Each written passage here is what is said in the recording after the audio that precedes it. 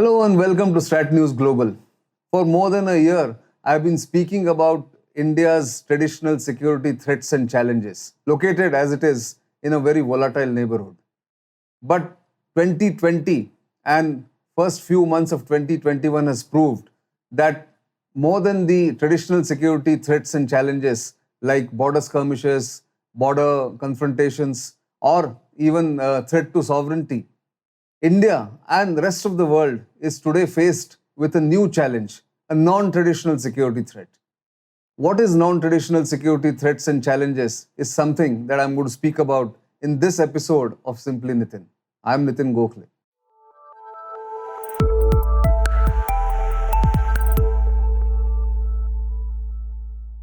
So as I mentioned, traditionally, the security establishment and the security paradigm looks at threats and challenges to a nation's security through the prism of wars, conflicts, border skirmishes, protecting the borders, and the sovereignty of any nation state. But in 2004, the UN Secretary General's high-powered panel for non-traditional security threats had identified about 3 or 4 main non-traditional security threats. But I want to bring to you first the definition of non-traditional security threats and challenges as defined by the UN panel way back in 2004 and now can be added additionally given what has happened over the past 2 years. So the high-level panel in 2004 had identified 4 or 5 non-traditional security challenges, and they were poverty, infectious diseases, environmental degradation, chemical, biological, radiological and nuclear threats or accidents, terrorism and narco-terrorism, apart from water scarcity. Nearly 17 years down the line, all of this has come true and 2 more points have been added. One is climate change and the other is major pandemics. Pandemics were talked about in terms of smaller pandemics limited to a geographical area, a specific geographical area, like Ebola happened in Africa, SARS happened in Southeast Asia, and the other infectious diseases that keep happening across India seasonally, chikungunya, sometimes malaria in areas like Northeast.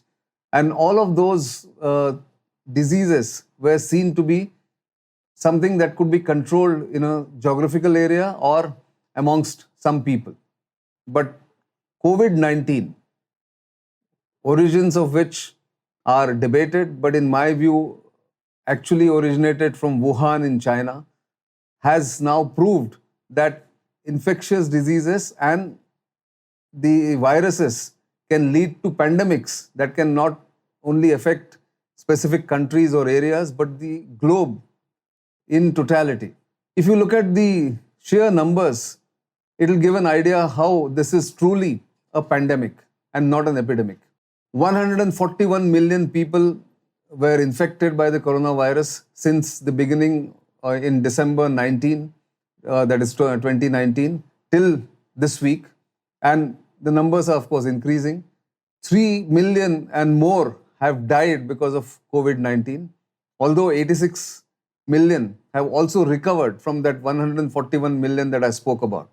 This is truly a global phenomenon which affects not just countries, people, communities, but also economies, because the pandemic forced countries to enforce lockdowns, to not have the traditional economic activity being carried on, or not even have travel permitted from one continent to the other or one country to the other.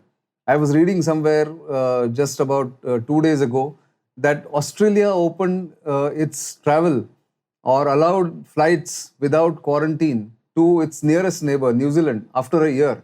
And the scenes at the airport on both sides were jubilant of relieved relatives, relieved family members.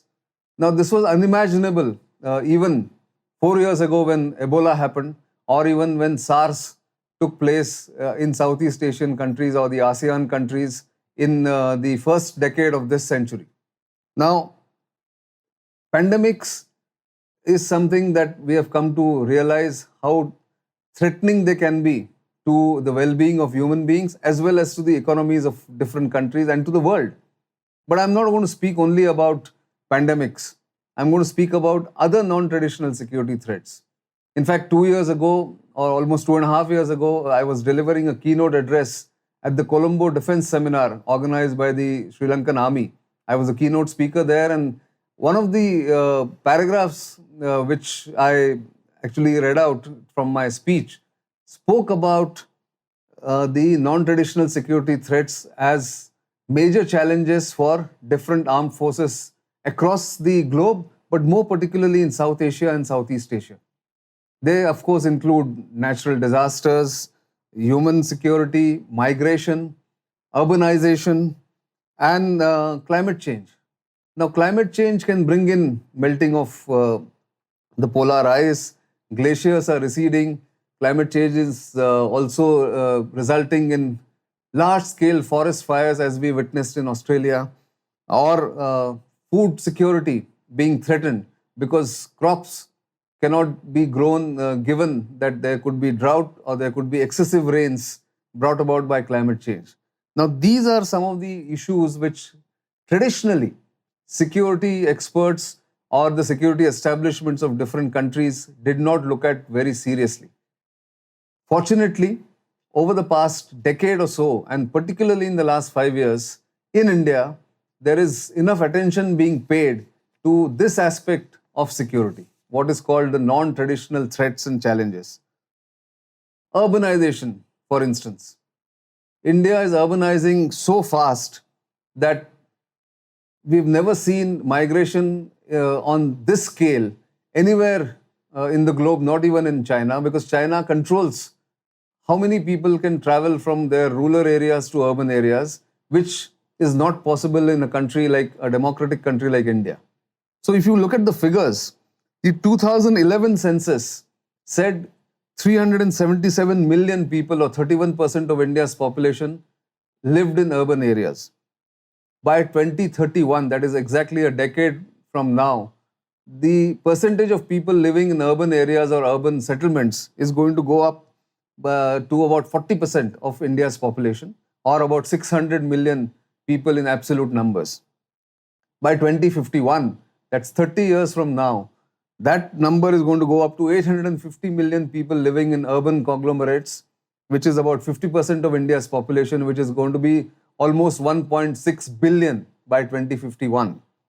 Now, if planning is not done at this stage, the rapid urbanization will mean cities will collapse. There will be no amenities, there will be no healthcare facilities, there will be no jobs going around for so many people coming into urban areas. Now, therefore, the Government of India's Ministry of Urban Development has chalked out what is called the Smart City Plan. Smart city does not mean good internet connectivity or cyber security or physical security for people. It means that the ease of travel, ease of living, water supply, electricity supply, enough food security and enough jobs have to be included in these urban settlements. Now, that's the biggest challenge actually the Government of India faces today, and not just the pandemic that we are witnessing just now, which seems an immediate or what they call clear and present danger. Of course, the health system has not been able to cope with the kind of numbers and the number of people who are getting infected and are getting admitted into hospitals. But that number can still be managed if it is planned or it is well thought out in terms of lockdowns and then gradual opening up of the private hospitals, vaccination, all that. But for rapid urbanization, the plan has to be long term, to be spread over 30 years so that the huge migration that we are witnessing today can be tackled and tackled effectively, and given food security, water security, and also job security to the people who are coming increasingly into India's cities. The other issue India faces, and it's a non-traditional security challenge, not a threat yet, but it can manifest into a threat if not handled properly. And that is so-called youth dividend that India has. Remember, 65% of India's population is below the age of 35. But over the past 15 years, while the Indian economy has grown quite rapidly, it has also grown into a jobless economy, which means technology has reduced the number of jobs that were available to an average Indian who was not very well educated or was not fully educated. But those jobs are fast vanishing. Automation, artificial intelligence, machine learning, and more digitization is leading to joblessness. Now, the same number of youth who seem to be India's youth dividend compared to a country like, say, China, which has a more aging population, can turn into a nightmare if not handled properly. And therefore, again, the skilling program that the Government of India launched in 2015 is extremely important.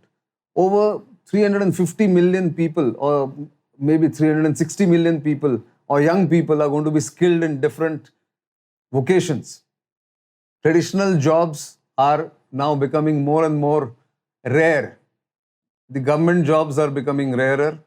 Of course, there is the armed forces, there are the paramilitary or the central armed police forces, railways, telecom, banking, but that's not enough for the number of youths joining the job market every year. India needs to create an atmosphere and an enabling environment for younger people, the younger generation, to take up jobs that are non-traditional. And what are those? They could be in automation, digitization, they could be in cybersecurity, creating cybersecurity structures, creating offensive cyber capabilities. They could be in a scientific field. They could be in agriculture, for instance, which is more dependent on automation. All that India will have to do if it has to secure itself. Because without that, the biggest challenge that India will face is to give adequate job security to its young people. Of course, pandemics will come and go. We don't know when will this COVID pandemic end. If you look at a comparable kind of a global pandemic that happened, that was almost more than 100 years ago, in 1918 and 1919, the so-called Spanish flu affected 500 million people that time. We are at 141 or 142 million right now. 500 million people, which was nearly 1/3 of the world's population at that point in time. And more than 20 to 30 million people died in that pandemic, which spread across the globe and especially affected Europe and US and Asian countries. And those kind of pandemics are, of course, rare. They come once a century maybe, but we're not sure whether that will now be once a century or once a decade or maybe once in 2 years, because COVID-19 doesn't seem to be going anywhere. It's not going away. It is going to affect the current human security in terms of health infrastructure, the health of people, and the long-term effects it's going to have on the health of even apparently the fittest of people. So obviously scientists and doctors and medical professionals will work to get solutions to this. Vaccines have been now produced and manufactured across the globe, especially in India. India is becoming the pharmacy of the world. So apart from pandemics and massive migration, internal migration, the other worry for the world and especially for South Asia is the climate change and the climate change induced disasters that happen very frequently in South and Southeast Asia. In fact, according to a World Bank study, the past decade has seen over 700 million people getting affected by climate change induced disasters. They could be floods, earthquakes, landslides, even rising sea tides, rising sea levels. All that has affected nearly 700 million people in South Asia in the past decade. And they've got some of them have got displaced, some of them have got affected, their livelihoods have got damaged. So that's one major worry and one major non-traditional security threat that stares South Asia in its face. In fact, according to the same report, the World Bank report or a study, between 2000, the year 2000 and 2017, the total damages caused by natural disasters in South Asia alone topped about $150 billion. Now, the calculation is a little complicated, and if you look at that report, maybe it will give you the way it has been calculated. In fact, the other worry for water-starved South Asia or increasingly water-starved South Asia is the fact that more than 25,000 glaciers from across Hindu Kush ranges in Afghanistan, across the Himalayas and getting into Karakoram, they are all retreating. And it will mean that the rivers that are fed by these glaciers, the Himalayan rivers, the Hindu Kush rivers, the Karakoram rivers, they all will see less and less water coming down into South Asian countries like India, Pakistan, Bangladesh, and Myanmar, for instance. Now, that is where the main worry for climate change comes in. And therefore, the number of people affected by the shortage of water, scarcity of water, may go up to about 1.9 billion people. Remember, India is going to be about it's already 1.3 billion population, and the rest of South Asia included will make it about 1.9 billion people getting affected by water scarcity. 62 million South Asians may again go into extreme poverty, that report says, if not enough steps are taken and not urgent steps are taken to mitigate the disasters induced by climate change. Therefore, it's important to note that the World Bank, under a program called South Asia Regional Climate Adaptation and Resilience Program, has allocated $50 billion for spending in arresting climate change-induced disasters or climate change effect on the people in South Asia.